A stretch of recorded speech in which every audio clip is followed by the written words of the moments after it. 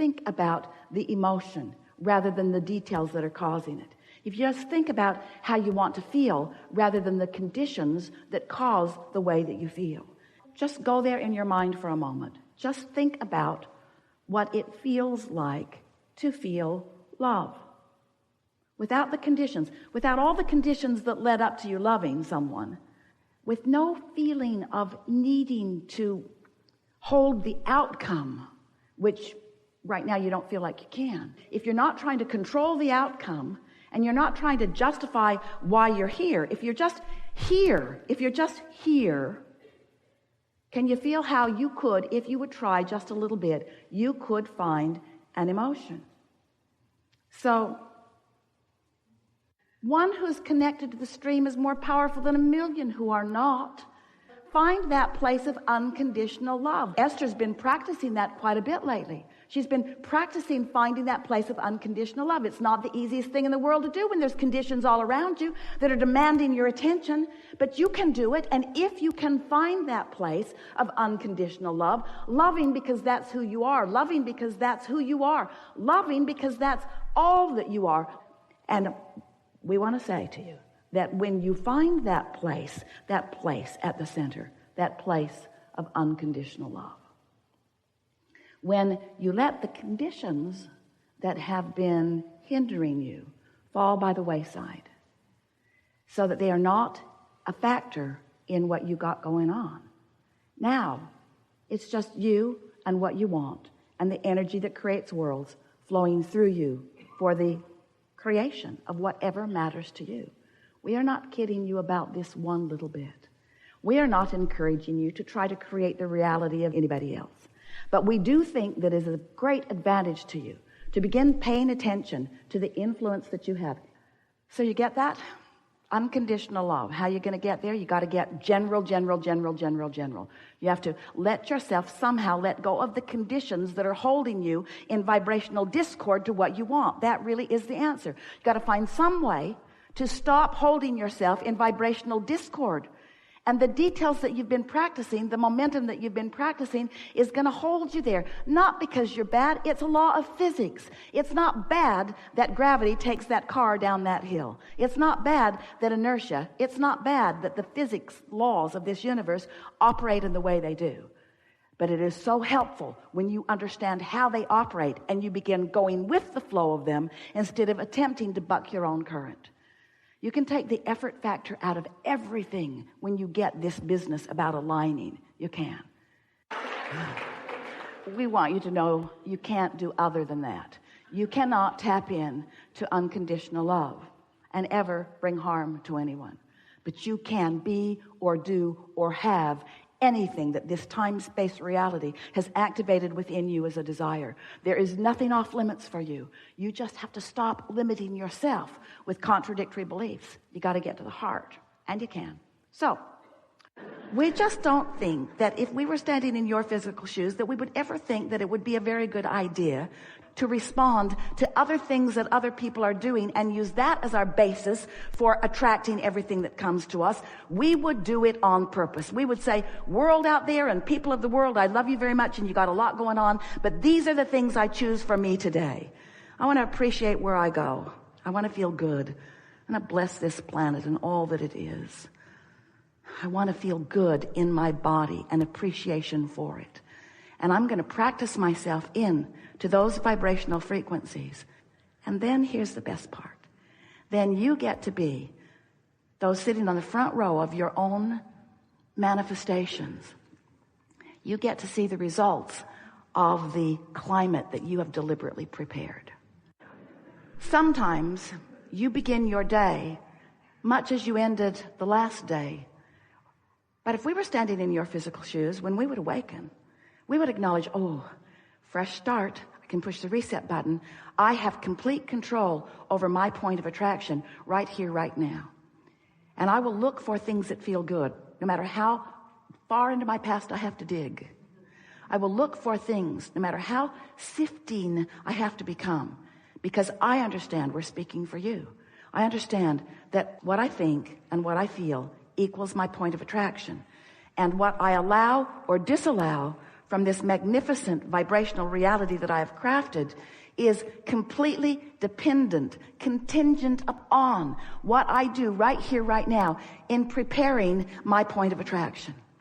So as we've been talking to Esther about this point of attraction, she is reaching for the best word to describe it. For a while, we called it the grid, sort of like this framework that would fill in with details, like the frame of your house, and then it fills in with all of the other beautiful things. So there is this vibrational grid that you establish. She found words like climate, this atmosphere, this environment. It's like the petri dish that the scientists so carefully prepare so that they can grow exactly what they intend to grow in their scientific experiment. This is what you are wanting to do. You're wanting to understand you have a point of attraction, and we love you so much. You know what's coming next. You haven't been tending to your point of attraction all that well. Because instead of setting your own tone, establishing your own vibrational circuitry, instead of deciding how you want to feel and harmonizing with the energy that creates worlds, that makes you all powerful, do you know what it's like when you tune in to the energy that creates worlds? You are more powerful than millions who are not, you see. And so, doing a sales job here. And another thing that's wonderful is that the first day when you wake up, I'm awake. I'm going to think my thoughts on purpose. You might not make it till breakfast or to teeth brushing. You might not make it far. But if you'll again do it tomorrow and again do it tomorrow and again do it tomorrow, a week or two or three or four in, you will have substantially changed your point of attraction. And the evidence as things flow from your vortex into your realization, first in the form of emotion, and next in the form of clear thought, and next in the form of rendezvousing with this one and this one and this one. Life is supposed to be really, really, really, really fun for you. And unless you are in the driver's seat of your own life, it isn't, you see. So now you know everything we know. We've enjoyed this interaction immensely. We hope you have a really good day. We are eager to talk with you about anything that matters to you. There is nothing that is off limits. You will notice right from the first person who we play with that it is our dominant intent to help you find a vibrational point of attraction that will serve you. That will serve you. So we are not really good sounding boards, not for long, other than maybe just establishing the point of the conversation about what's going wrong. Because we see no value in helping you to describe in any detail an event, an experience, opportunity that has not yet shown up in the way you want it to, and hold the vibration of why you don't want the rain active in your vibration. We want to talk about why you want the rain. We want to talk about why you want the gig, why you want the job, why you want the lover, why you want the fun, why you want the clarity, why you want whatever it is that you want. Because whatever it is that you want is a wonderful thing. You've crafted it out of what you've lived, and it's valid, and it is a reality, and it is a vibrational reality, and it is ready to pop for you. You've just got to find resonance with it. And that's what we're all about here. So let's go find some resonance. Now, if you've been listening to us for a while, you heard all of that. In fact, you've heard it and heard it and heard it. There was a book written, a New York Times best-selling book, on every one of those topics that we just talked about. And the most recent one was the Vortex. The Vortex. We said to you, get in the vortex, get in the vortex, do your best to get in the vortex, get in the vortex, get in the vortex, get in the vortex. And finally you said, how?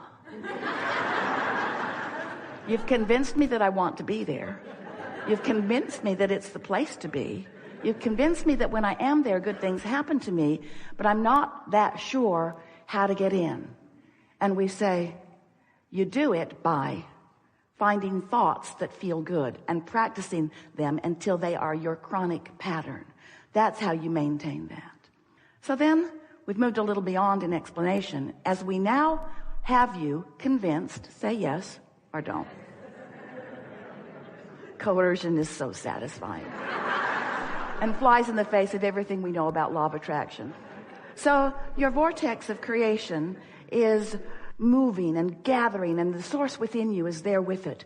and everything is queued up for your realization. But what does it take for you to be in a place where you realize, and by realize, we don't just mean you sort of see it in your mind. We mean you fully realize it. How does it move from a vibrational reality where you can feel it and sense it and be glad for it? And oh, that's a wonderful state of being.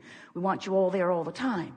But how does it move from that vibrational reality where you sense it, where you trust it, where you have faith about it, and where you can now see it and hear it and smell it and taste it and touch it in a way that others can see it and hear it and smell it and taste it and touch it? How does it move from that vibrational reality that you are conjuring and creating all day, every day, into what you want to call real life experience? And that really is what the subject of the art of allowing is. It's really what the subject of understanding your point of attraction is. It's really about what the subject of waking up in the morning and realizing that while you slept, your momentum subsided. Ooh, so good to know. Most of you don't receive the benefit of that subsided momentum because when you wake up, you pick up the subjects where they were yesterday and start talking about them again right away. And so we talked to you about law of attraction. We told you it was a powerful law. And we said to you, you get what you think about whether you want it or not. And we said to you, you can tell by the way you feel whether what you are thinking about is what you want or whether it is the absence of what you want. And then we began to explain to you that there is a vibrational reality that is the precursor of all manifested reality. It's the vibrational version. It's the version you practice in your mind. It's the version that you practice through living of life. It's a vibrational version. You are spinning off this vortex of powerful positive creation. Because when you know what you don't want, you know what you do want. If you're rude, you want to be nice. If someone is rude, you want them to be nice. If you have not enough of something, you want it. The contrast helps you launch these rockets all day, every day. And we want you to understand that there's a vibrational version of what you desire that is a reality. It is a vibrational reality.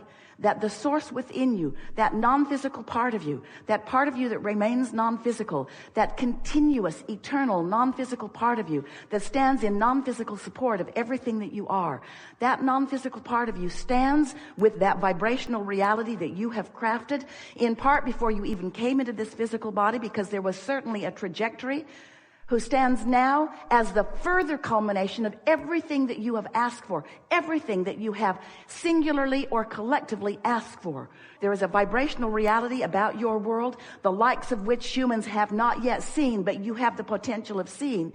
Any one of you, as you begin to stop doing that thing you do that holds you in resistance to this vibrational reality, and therefore begin to allow yourself to be a vibrational match to your own vibrational vortex of creation.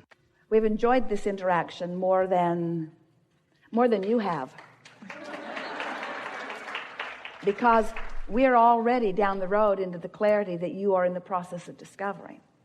It's exhilarating to us to play with you in this way. You are a unique and magnificent collection of consciousness. Oh, never been a day like this.